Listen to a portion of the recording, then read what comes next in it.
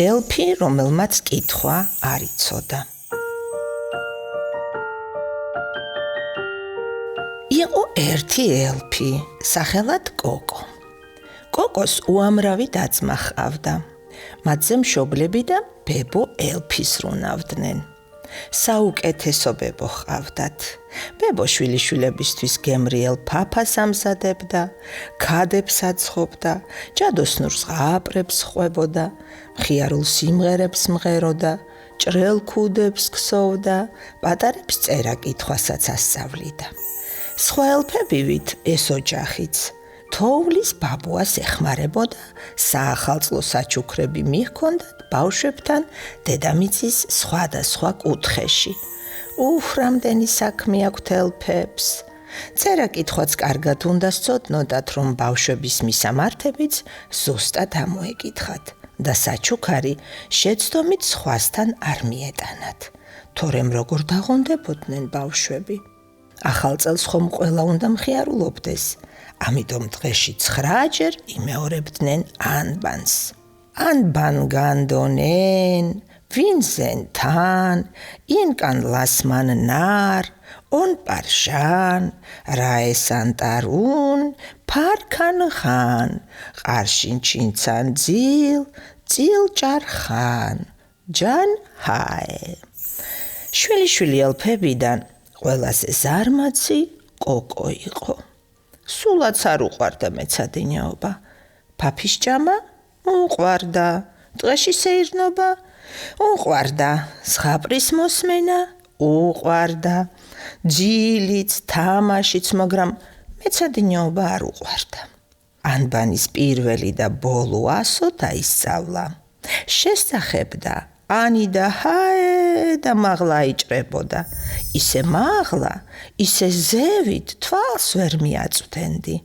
მთელი წელი ასე ითამაშა. წერისას ასოებს ტოვებდა, კითხვისას სიტყვებს, სწრაფად უნდოდა ყველაფრის გაკეთება, მაგრამ სწავლა ისეთი საქმეა, თუ ნელა დაფიქრებით არ აკეთე, არაფერი გამოვა. ახალი წელიც მოახლოვდა. კოკო საახალწლო საჩუქრების დარიგებაზე ოცნებობდა. წელს და-ძმასთან ერთად პირველად უნდა დაერიგებინა საჩუქრები ბავშვებისთვის. თოვლის ბაბუასთან პირველმა მიირბინა. არავინ მიმასწროსო. თოვლის ბაბუას უთვალავის საჩუქარი და ბარათი გაემსადებინა. გაუხარდა ელფი კოკოს დანახვა. აბა, მომეხმარეო უთხრა და რამდენიმე ბარათი მიაწოდა.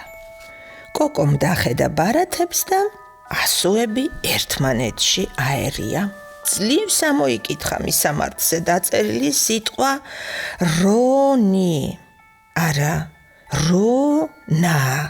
ასე ეწერა მგონი. არა, ეგრე კი არა ეწერა რ-ი-ო-ნი. მეორე ბარათს ეწერა ლ-ე-ხ-ა. ლეხა? არა, მგონი ეწერა ლ-ე-ხურა. კოკოს თვალები აუჭრელდა. სანამ წვალებით, ძლივ-ძლივობით კითხულობდა სიტყვებს და ასრს ალაგებდა, უამრავი ელფი მოადგა თოვლის ბაბუას. აჟრიამულდა ჯადოსნური სახლი. თოვლის ბაბუას ახსნაც არ ჭირდებოდა, სად? დედამიწის რომელ კუთხეში მიეტანათ ელფებს საჩუქრები. ყველა ელფი სწრაფად კითხულობდა წარწერებს და სიტყვის უთქმელად მიქროდნენ და მოჰქროდნენ. სანამ კოკო ასოებს არჩევდა, ზოგი ელფი უკვე მეორედაც კი ჩადგა საჩუქრების რიგში. ნეტა რა აწერია ამ საჩუქრებს, ფიქრობდა კოკო. რიონი, რონი, რაინი თუ რონა, ლეხი თუ ლეხურა. ვერც სოფლის სახელებს არჩევდა, ვერც მდინარეებისას. ელფებს უადვილდებოდათ მდინარის ხეობებით გზის გაგნება. ამიტომ თოვლის ბაბუა მისამართებში მდინარეებიც მიუთითა, გადაწყვიტა გუგლს დავიხმარ, იოლად გავერკვევიო, მაგრამ გუგლშიც ხომ შეუცდომლად უნდა ჩაეწერა დასახელება. როცა რიონს აკრებდა, გუგლი კავკასიონის მთებს და საქართველოს უჩვენებდა, როცა რონას, შვეიცარიის ალპებს, ორივე მხარის მთები და სოფლები, ქალაქები და დაბები ულამაზესი იყო.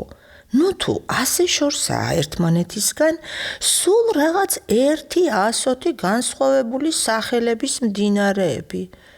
ვერ ხვდებოდა რას ცვლიდა 1 ან 200 სიტყვაში.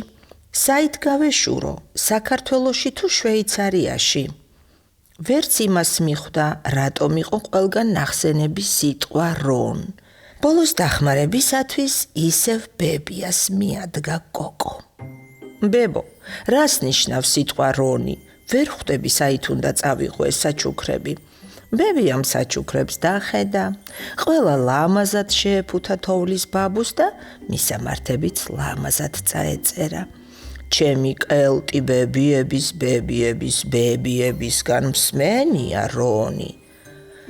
რონი სვლას, დინებას ნიშნავს, როცა რაღაც კი არ დგას, უწყვეტად მიედინება, მიდის, მირონინობს, უხსნიდა და თან საჩუქრებს უყურებდა. ჩემო კოკო, ეს რა მშვენიერი საჩუქრებია. ამ წითელ ყუთს აწერია რიონი, ეს სოფელი და მდინარე საქართველოშია. ამ ლურჯ ყუთს აწერია რონა, სოფელი ევოლენე, ეს შვეიცარიაშია. ამ თეთრ ყუთს აწერია ლეხურა, სოფელი საკორინთო, ეს საქართველოა. ეს მწვანე ყუთია მდინარე ლეხა, დაბა აგერი ავსტრიაშია. აი, 100-ს დაამატებდი და საქართველოში იქნებოდი წასასვლელი, თაში, ცაგერში. ბევრი უხსნა ბებიამ, მაგრამ კოკო მაინც შეცდომით გაფრინდა. ის რაც შვეიცარიაში უნდა დაეტოვებინა, საქართველოში ჩაიტანა. რაც საქართველოში უნდა წაეღო, ის შვეიცარიის სოფელში მიიტანა. დაფრინავდა წინ და უკან და ფიქრობდა, მთელანბანს ვისწავლი, აი ყველა 100-ს, სწრაფად და უშეცდომოდ წავიკითხავ ყველა მისამართს, აი ნახავ თუ არა. ბავშვები ჯერ გაოცდნენ, სხვისი საჩუქარი და წერილი რომ მიიღეს, მერე მიხვდნენ რაშიც იყო საქმე. მათ რომ კოკოს წერა-კითხვის უცოდინარობის ამბავი სცოდნოდათ, ალბათ ბევრს იცინებდნენ ელფზე, რომელმაც კითხვა ვერ ისწავლა. რონა და რიონი ერთმანეთისაგან ვერ გაარჩია. ბავშვებმა ინტერნეტის დახმარებით იპოვეს ერთმანეთი და დამეგობრდნენ კიდეც. იქნებ ერთხელაც ერთად შეხვდნენ ახალ წელს ან საქართველოში, ან ალპებში. მეგობარზე უკეთეს საჩუქარს რაღაც ინატრებ. ბევრი იფრინა თუ ცოტა, კოკო ბოლოს ისევ თოვლის ბაბუასთან მიიფრინდა. მოწყენილი ჩანდა. ხელში ლამაზი ყუთი ეჭირა. ეს ერთადერთი საჩუქარი იყო, რომელიც კოკომ თოვლის ბაბუს დაუბრუნა. საჩუქარი ერთ პატარა გოგონას ეკუთვნოდა. მას ციცი ერქვა. მის მისამართს ვერსად მიაკვლია კოკო. ციცი სოფელში ომი დაწყებულა. მტერს სახლები დაუნგრევია და ხალხიც შორს გაუყრია. ალბათ ციცი ახლა სულ სხვაგან ცხოვრობს და საკუთარ სახლში დაბრუნებაზე ოცნებობს. მომდევნო ახალ წელს თოვლის ბაბუა და კოკო ციცის წერილს ისევ დაელოდებიან.